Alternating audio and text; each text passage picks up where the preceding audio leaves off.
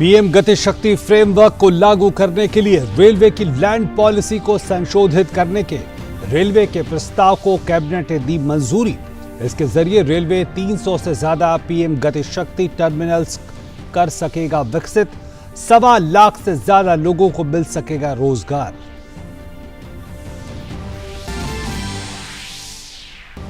पांच साल के अंदर 27,360 करोड़ रुपए की लागत से देश भर में 14,597 मॉडल स्कूल बनाए जाने के लिए PM school for rising India PM Shri योजना को कैबिनेट ने दी मंजूरी।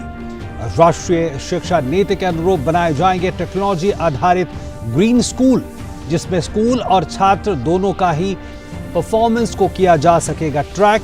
5 सालों में प्रति स्कूल 2 करोड़ रुपए सीधे स्कूल के खातों में भेजे जाएंगे। प्रधानमंत्री नरेंद्र मोदी ने वीडियो कॉन्फ्रेंसिंग के माध्यम से व्लादिवोस्तोक में ईस्टर्न इकोनॉमिक फोरम के प्लेनरी सेशन को किया संबोधित। ऊर्जा क्षेत्र में भारत रूस सहयोग बढ़ाने का आह्वान करते हुए प्रधानमंत्री ने दोनों देशों के बीच आर्थिक भागीदारी को मजबूत करने की इच्छा जताई। राजनीतिक पार्टियों के नाम पर चंदा उगाही से जुड़े फर्जीवाड़े को अंजाम देने वालों के खिलाफ इनकम टैक्स विभाग की बड़ी कार्रवाई। उत्तर प्रदेश, दिल्ली, मध्य प्रदेश, छत्तीसगढ़ सहित 7 राज्यों में छापेमारी। राजस्थान के गृह मंत्री राजेंद्र यादव के 53 ठिकानों पर भी छापे। पश्चिम बंगाल में सीबीआई की बड़ी कार्रवाई। ममता सरकार में कानून मंत्री मलय घटक के ठिकानों पर सीबीआई की छापेमारी। कोयला आवंटन घोटाले मामले में है सीबीआई की छापेमारी। भाजपा अध्यक्ष जेपी नड्डा भाजपा को जानो कार्यक्रम के तहत 12 देशों के राजनयिकों से करेंगे मुलाकात। 6 अप्रैल को जेपी नड्डा ने की थी भाजपा को जानो अभियान की शुरुआत। जापान दौरे पर रक्षा मंत्री राजनाथ सिंह और विदेश मंत्री एस जयशंकर आज से शुरू हो रही 2+2 मंत्री स्तरीय बैठक में लेंगे भाग। दोनों पक्षों के बीच साझेदारी को मजबूत करने के लिए मंत्री अपने समकक्षों के साथ भी करेंगे बैठक। डेटा सुरक्षा के लिए सरकार जल्द लाएगी डेटा गोपनीयता विधेयक। वित्त मंत्री निर्मला सीतारमण ने कहा, नया बिल डेटा सुरक्षा को लेकर देश के हर नागरिक की चिंताओं का करेगा समाधान।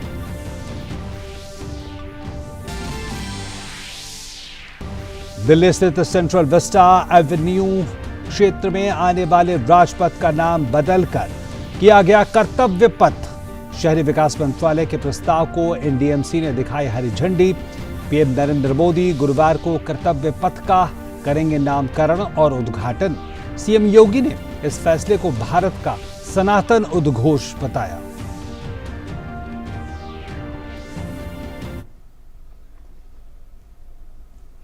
नमस्कार, इस वक्त की तमाम ताजा तरीन खबरों के साथ हम हाजिर हैं। मैं हूं प्रकाश और खबर विस्तार से। प्रधानमंत्री नरेंद्र मोदी की अध्यक्षता में आज नई दिल्ली में हुई कैबिनेट की बैठक में रेलवे लैंड पॉलिसी को संशोधित करने को मंजूरी दी गई है। फैसले की जानकारी देते हुए सूचना एवं प्रसारण मंत्री अनुराग सिंह ठाकुर ने आज कहा कि पीएम गति शक्ति फ्रेमवर्क के लिए रेलवे की लैंड को लीज पर देने के लिए नई नीति बनाई गई है। पीएम गति शक्ति फ्रेमवर्क को लागू करने के लिए रेलवे की नई लैंड पॉलिसी को संशोधित करने के लिए रेल मंत्रालय के प्रस्ताव को मंजूरी दी है। इसमें चाहे कार्गो रिलेटेड एक्टिविटीज़ हो, पब्लिक यूटिलिटीज़ हो या रेलवे के एक्सक्लूसिव यूज़ की बात हो, इसमें संशोधन किए गए हैं। और ये संशोधित रेलवे की जो भूमि नीति है, इससे बुनियादी ढांचे को और अधिक कार्गो टर्मिनल्स के एकीकृत विकास को बढ़ावा देगी। ये संशोधन प्रतिवर्ष भूमि के बाजार मूल्य के 1.5% की दर से 35 वर्ष की अवधि तक कार्गो के लिए और कार्गो से संबंधित जो गतिविधियां हैं उसके लिए रेलवे की भूमि की लॉन्ग टर्म लीजिंग का प्रावधान इसमें किया गया है। साथ ही अनुराग सिंह ठाकुर ने यह कहा कि अगले 5 वर्षों में 300 से ज्यादा पीएम गति शक्ति कार्गो टर्मिनल विकसित किए जाएंगे। अगले 5 वर्षों में 300 से ज़्यादा पीएम गति शक्ति कार्गो टर्मिनल्स विकसित किए जाएंगे। 1.25 लाख से ज़्यादा इसमें रोजगार स्वरोजगार के अवसर होंगे। इससे माल ढुलाई में रेलवे की हिस्सेदारी में बढ़ोतरी भी होगी और देश में ओवरऑल लॉजिस्टिक्स कॉस्ट में भी कमी आएगी। इस नीति से रेलवे की ज़मीन पर चाहे सोलर प्लांट्स लगाने हो, उसके लिए भी नॉमिनल लागत पर भूमि को उपलब्ध करवाया जाएगा। इस नीति के माध्यम से रेलवे की भूमि का उपयोग और सरल हो सकता है। और प्रेस वार्ता को संबोधित करते हुए केंद्रीय शिक्षा मंत्री धर्मेंद्र प्रधान ने कहा कि देश में स्कूलों में शिक्षा व्यवस्था को मजबूत बनाने के लिए मंत्रिमंडल ने आज पीएम श्री के नाम पर आदर्श विद्यालय बनाने की मंजूरी दी है। Prime minister school for rising India PM Shri के नाम पे एक आदर्श विद्यालय, एक सर्वश्रेष्ठ विद्यालय, एक मॉडल स्कूल बनाने के लिए आज कैबिनेट ने मंजूरी दी है। 2022 से 2027 तक 5 साल के अंदर 27,360 करोड़ रुपया की लागत से 14,597 इतने स्कूल की गुणवत्ता बढ़ाने के लिए, नया नेतृत्व खड़ा करने के लिए एक का ब्लॉक में 2 स्कूल बन जाए। एनईपी ने पहली बार देश में बाल वाटिका की कल्पना, यानी सरकारी स्कूलों में प्ले स्कूल की कल्पना लाया है।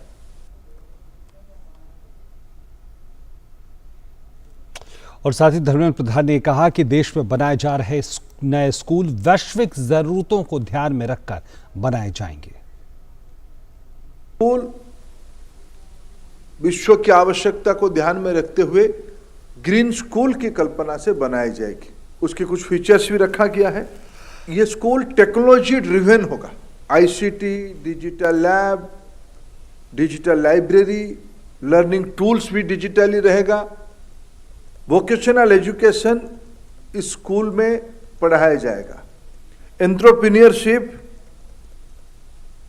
इस स्कूल की पढ़ाई का अंश रहेगा। 10 डेज बैगलेस स्कूल की एक्सपेरिमेंट यही शुरू होगी। और प्रधानमंत्री नरेंद्र मोदी ने आज वर्चुअली ईस्टर्न इकोनॉमिक फोरम को संबोधित किया। उन्होंने कहा कि इसी महीने व्लादिवोस्तोक में भारत के कॉन्सुलेट की स्थापना के 30 वर्ष पूरे हो रहे हैं और इस शहर में कॉन्सुलेट खोलने वाला पहला देश भारत ही था। इसी महीने व्लादिवोस्तोक में भारत के कॉन्सुलेट की स्थापना के 30 वर्ष पूरे हो रहे हैं। इस शहर में कॉन्सुलेट खोलने वाला पहला देश भारत ही था और तब से यह शहर हमारे संबंधों के कई माइलस्टोन का साक्षी रहा है। 2015 में स्थापित किया गया यह फोरम आज रशियन फार ईस्ट के विकास में अंतर्राष्ट्रीय सहयोग का एक प्रमुख वैश्विक मंच बन गया है। इसके लिए मैं राष्ट्रपति पुतिन की दूरदर्शिता का अभिनंदन करता हूं और उन्हें बधाई भी देता हूं। और साथ ही प्रधानमंत्री ने कहा कि 2019 में मुझे इस फोरम में रूबरू हिस्सा लेने का मौका मिला था। उस समय हमने भारत की एक्ट फॉर ईस्ट नीति की घोषणा की थी और इसके परिणाम स्वरूप रशियन फॉर ईस्ट के साथ विभिन्न क्षेत्रों में भारत का सहयोग बढ़ा है। प्रधानमंत्री नरेंद्र मोदी ने कहा कि आज ये नीति भारत और रूस की विशेष और विशेषाधिकार प्राप्त रणनीतिक साझेदारी की एक प्रमुख स्तंभ बन गया है।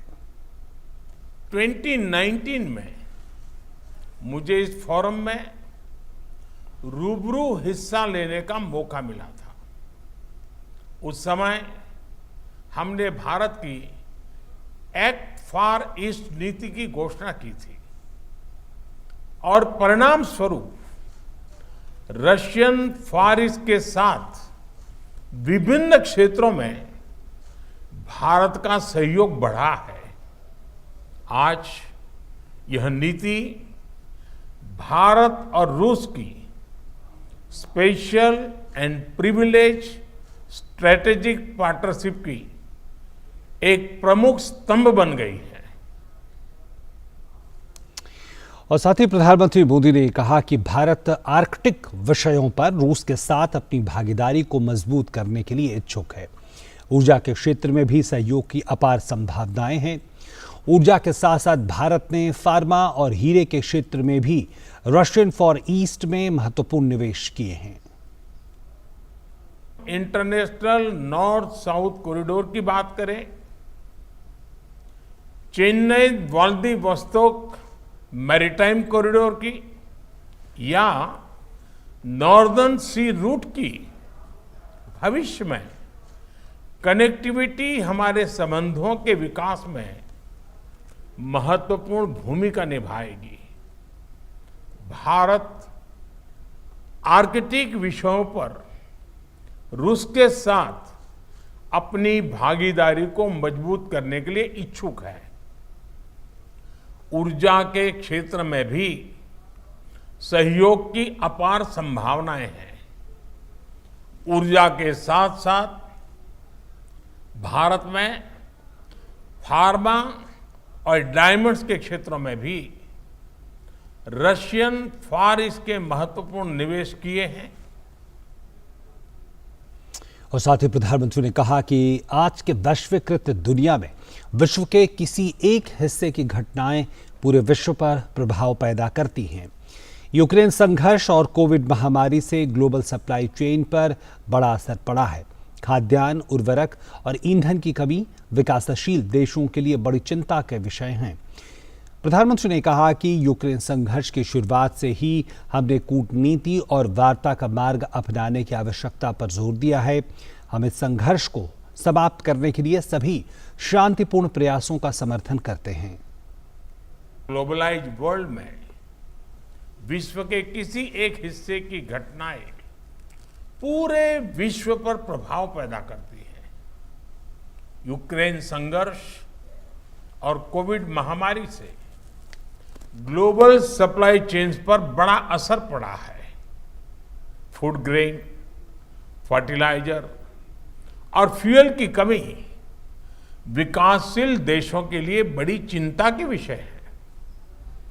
यूक्रेन संघर्ष की शुरुआत से ही हमने डिप्लोमेसी और डायलॉग का मार्ग अपनाने की आवश्यकता पर जोर दिया है।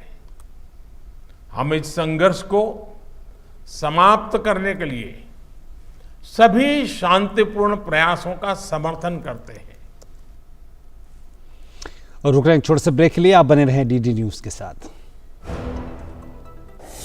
An enchanting landscape, a myriad of adventures, an insight into spirituality,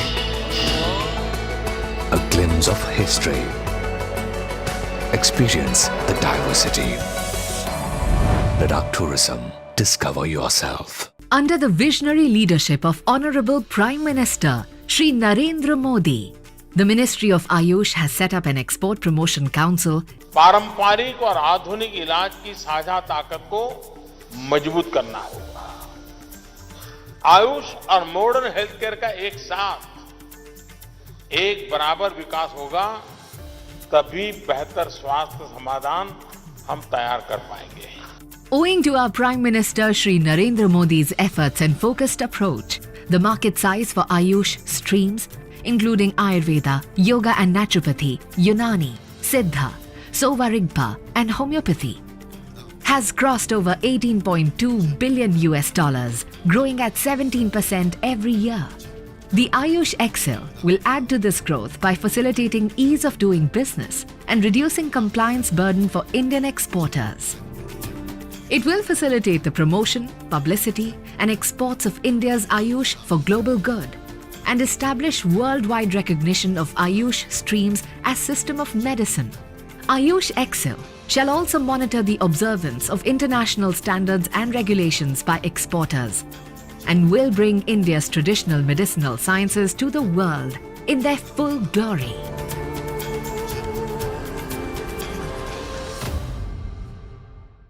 लहलहाती फसल, भरे पूरे खेत खलिहान, हर किसान का बस यही अरमान। लेकिन प्रकृति पर किसका जोर? कभी बारिश, कभी बिजली, कभी ओला, कभी सूखा, तो कभी कीट पतंग का प्रकोप कर दे नुकसान कमर तोड़। भैया खेती में तो जोखम रहता ही है, अब क्या करें? अब प्रकृति का कोनो उपाय है का? प्रकृति का तो नहीं, मगर नुकसान का उपाय है। अच्छा? हाँ, AIC से फसल बीमा। फसल बीमा? मतलब मामूली सा प्रीमियम दो और बड़ी चिंता से मुक्ति पाओ। अरे वाह! AIC से अपनी जरूरत अनुसार कोई फसल बीमा चुने, जैसे प्रधानमंत्री फसल बीमा योजना। बुआई से लेके कटाई तक प्राकृतिक आपदा से सुरक्षित रहे किसान। भरपाई हो पूरी अगर फसल का हो नुकसान, जब AIC का है साथ तो ना डर ना फिक्र की बात। Agriculture insurance company of India limited. AIC।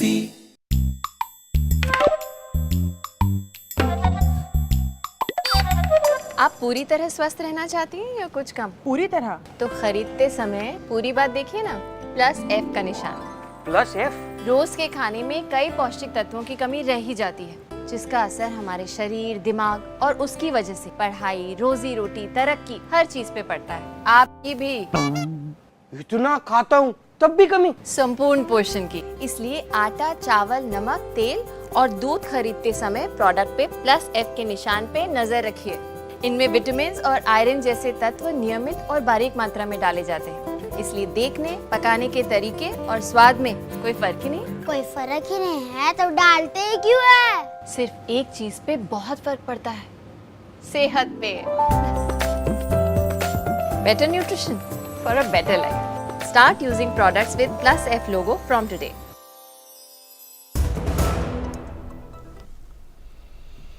और ब्रेक के बाद एक बार फिर से आपका स्वागत DD न्यूज पर। राष्ट्रीय कृषि सम्मेलन को संबोधित करते हुए केंद्रीय कृषि मंत्री नरेंद्र सिंह तोमर ने यह कहा कि राज्य और केंद्र सरकार दोनों मिलकर कृषि के क्षेत्र में काम कर रही हैं और इसके बेहतर परिणाम देखने को मिल रहे हैं।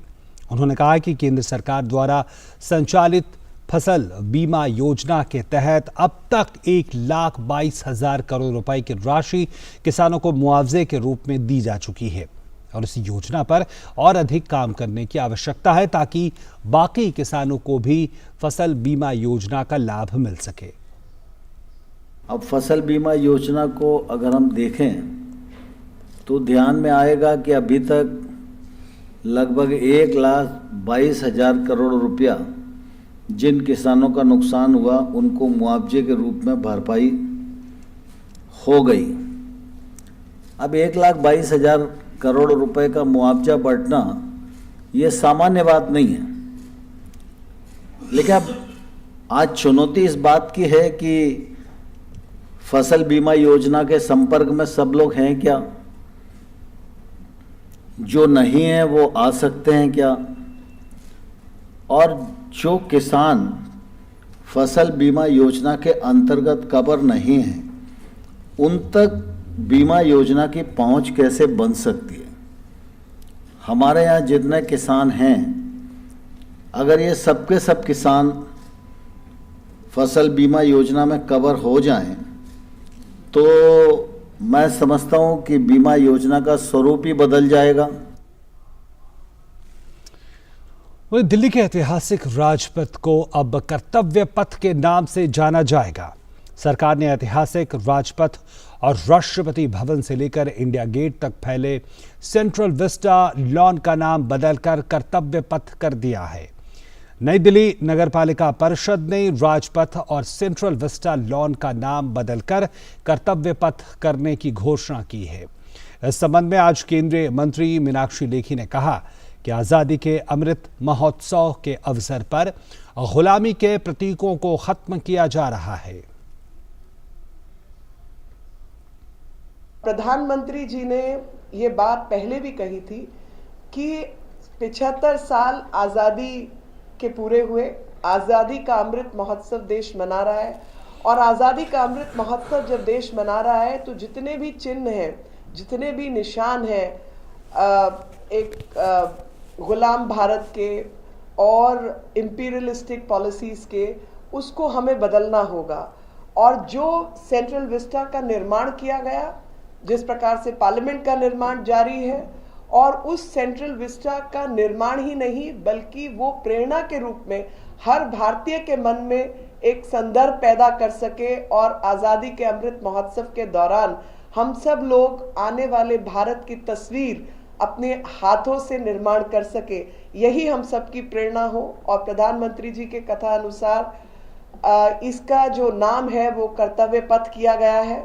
इस क्षेत्र का नाम कर्तव्य पथ करने का जो मायने है वो हर भारतीय के लिए है कि ये जो देश है, जो हमारी सबकी मातृभूमि है, उसके प्रति, एक दूसरे के प्रति हम कर्तव्य बोध में बंधे रहें। और दिल्ली में राजपथ का नाम बदलकर अब कर्तव्य पथ कर दिया गया है। उत्तर प्रदेश के मुख्यमंत्री योगी आदित्यनाथ ने इस पर अपनी प्रतिक्रिया दी है। सीएम योगी ने इसे भारत का सनातन उद्घोष बताया है।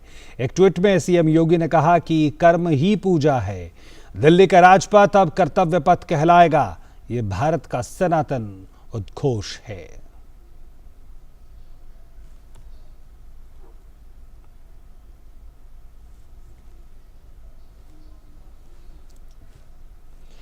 और नई दिल्ली के सेंट्रल विस्टा में विजय चौक से लेकर इंडिया गेट तक तैयार किए गए रास्ते के उद्घाटन को लेकर लोगों में उत्साह है। प्रधानमंत्री नरेंद्र मोदी 8 सितंबर को इस पुनर्निर्माण का उद्घाटन करेंगे। इस मौके पर दिल्ली यातायात पुलिस ने लोगों को जाम से बचाने के लिए पार्किंग और रूट में बदलाव की व्यवस्था की है। पुलिस ने बताया कि इस मौके पर पार्किंग और डीएमआरसी बसों की पिकअप एंड ड्रॉप की व्यवस्था की गई है।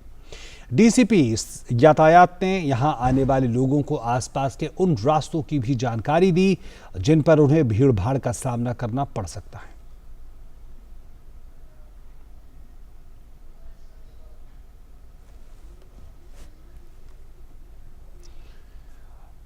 उत्तर प्रदेश, राजस्थान और छत्तीसगढ़ में आयकर विभाग एक्शन मोड में है।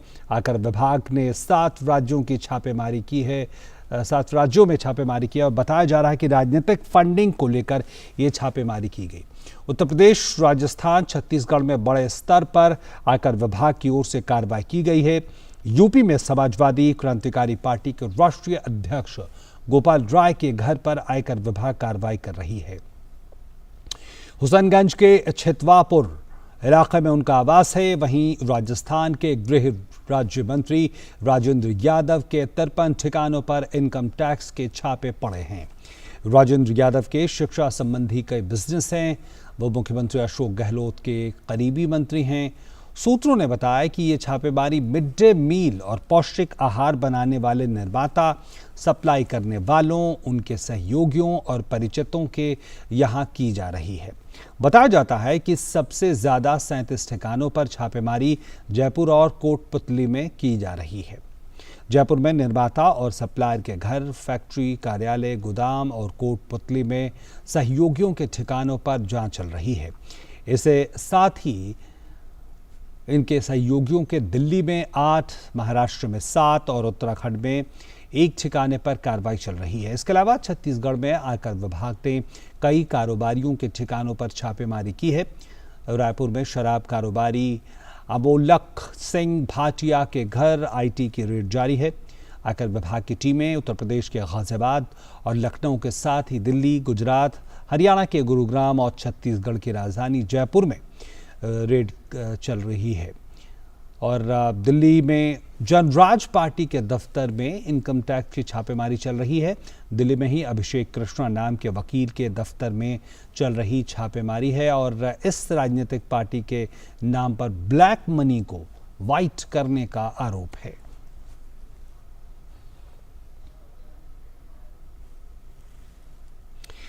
वहीं पश्चिम बंगाल में पार्थ चटर्जी के बाद ममता सरकार के एक और मंत्री मलय घटक केंद्रीय जांच एजेंसी के रडार पर आ गए हैं। कोयला घोटाले मामले में सीबीआई ने बड़ी कार्रवाई की है। पश्चिम बंगाल में 6 जगहों पर सीबीआई ने छापा मारा है। ममता सरकार में कानून मंत्री मलय घटक के साथ संबंधित अन्य 5 व्यक्तियों के ठिकानों पर भी सीबीआई ने छापेमारी की है। ये छापेमारी कोयला घोटाले को लेकर की गई है। सीबीआई की एक टीम ने आज मलय घटक के आसनसोल स्थित आवास पर छापेमारी की। वहीं ताज़ा जानकारी ये भी है कि गवर्नर हाउस परिसर में सीबीआई की मलय घटक से पूछताछ जारी है। विदेश मंत्री डॉक्टर एस जयशंकर और बांग्लादेश की प्रधानमंत्री शेख हसीना पुरस्कार वितरण बंगबंधु शेख मुजीबुर रहमान छात्रवृत्ति समारोह में शामिल हुए। इस मौके पर बांग्लादेश की प्रधानमंत्री शेख हसीना ने कहा कि ये कार्यक्रम मेरे दिल के काफ़ी करीब है। ये भारत और बांग्लादेश के लिए उन शहीदों को श्रद्धांजलि देने का एक अवसर है जिन्होंने आज़ादी के लिए अपनी जान कुर्बान कर दी। और विदेश मंत्री डॉक्टर एस जयशंकर ने यह कहा कि हमारे लिए भी बंगबंधु शेख मुजीबुर रहमान एक प्रतिष्ठित व्यक्तित्व हैं। बांग्लादेश की तरह भारत में भी उन्हें याद किया जाता है। पीएम ने कहा कि बंगबंधु हमारे भी राष्ट्रीय नायक हैं। उनके सम्मान में दोनों देश उन पर एक बायोपिक बना रहे हैं जो पूरी होने वाली है।